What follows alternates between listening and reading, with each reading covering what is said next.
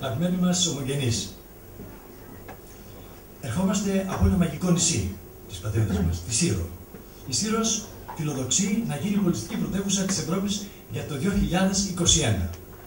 Ζητάμε προς τούτο την υποστήριξή σας, γιατί πιστεύουμε ότι αξίζουμε αυτή τη τιμή.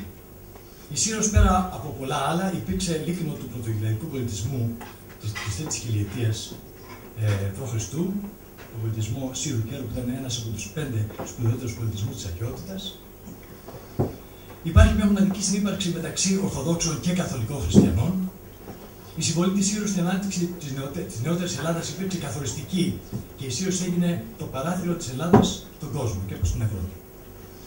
Η πολιτιστική κίνηση στο νησί είναι πολύ σημαντική, αφού φιλοξενεί το Διεθνές Φεστιβάλ του Αιγαίου, το Φεστιβάλ Κιθάρας, το Φεστιβάλ Κλασικής Μουσικής, το Διεθνές Φεστιβάλ Ακορντεών, κινούμενων σχεδίων, χοροδιακό φεστιβάλ, φεστιβάλ παραδοσιακών χωρών, και επίσης είναι και η γενέτειρα του σπουδαίου του Πατριάρχη του Ρεβέτικου, του Μάρκου του Βαβακάρη.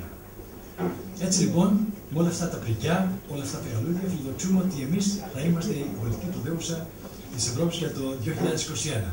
Ναι ή όχι? Ναι, έχω χειροκρότημα. Στα χέρια σας κρατάμε ένα φυλάδιο για να σας θυμίσει το όνειρό μας να γίνει Σύρος πολιτική πρωτεύουσα της Ευρώπης για το 2021.